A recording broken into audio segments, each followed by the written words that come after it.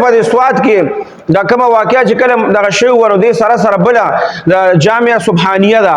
په منګوره کې د یاتې مرګره کې یو مدرسه ده د هغې طالب علم چېرته کور ته روانو یا بهر د مدرسې نه نو تاسو ته پته ده ستاسو اکثر د طالب علمانو داسې کېږي د دې نکسیر په سړي باندې راشي په دې پوزه باندې وینه را روانه شي یکدم د سړي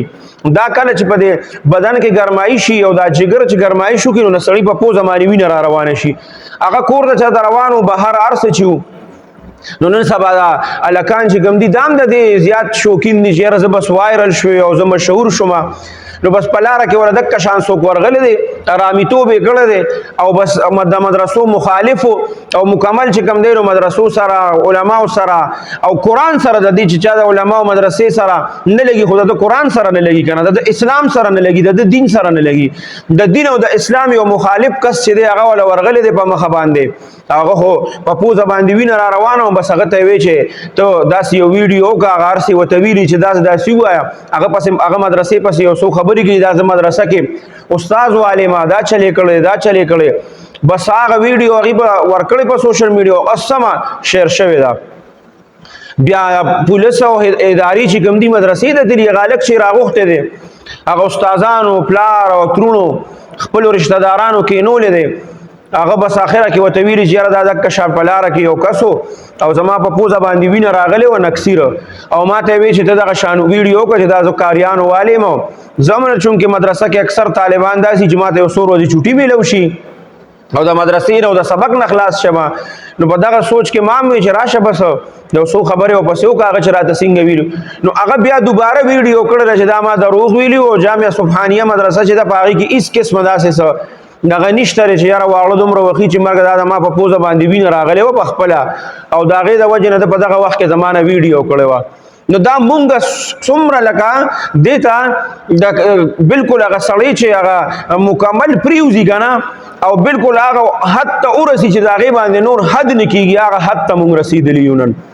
د سواد د واقع څوک مخالفت نه کوي د هغې خو څوک هم دغه نه کوي چې یاره دا غون علما لګیا دي مدرسو والا لګیا دي کاریان علما څومره چې دي هغه ټول وي دا ظلم شوی دی او دته د سزا میلو شي خو د هغې په ضمن کې دا نورې مدرسې دا بدنامول نه دي پکار ګوره یو علاقه کې یو مولي صاحب خبره کوله وایي زه لاړم غالبا روسو یا فرانسو هغه ټایم کې په هغې کې ډېره سخته پابندي وه په قرآن باندې وی ما سره زه چې تلمه وی ما ځان سره د قرآن یو وړه غوندې نسخه یوړه وی هلته کې چې ما ځان سره هغه نسخه یوړه نو وی زه د مسلمانانو چې کومه علاقه وه وی هغې کې زه هغې میلمه کړمه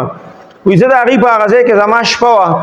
وی داسې کار مې وکړه چې هلکان او واړه ټول راته راټول شوي چې یاره دا مسلمان دی او دا د پاکستان نه راغلی دی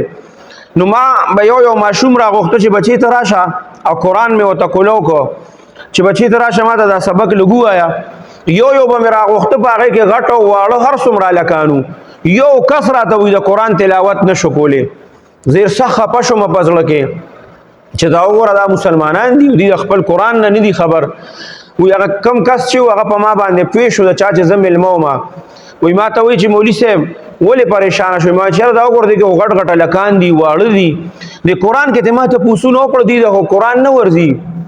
وی ما ته وی چې مولي صاحب پریشانه کېږه ما دا هلکان مې ورته راټول کړه او ورته وی مولي صاحب ته اوس تپوس کوه د قرآن او دی نه تپوس وکړه وی ما به د قرآن کې کتل ما به ورته آیات به مې وویې وی ما به وی چې دې پسې آیات ووایې بس یو کس به پاسېده او هغې پسې به شروع شو مخکې به ورپسې یو رکو دوه رکو تلاوت وکړه بل چې ټولو نه مې دغه کړه نو ټولو ته قرآن داسې کلک یاد و کلک بهترین حافظانو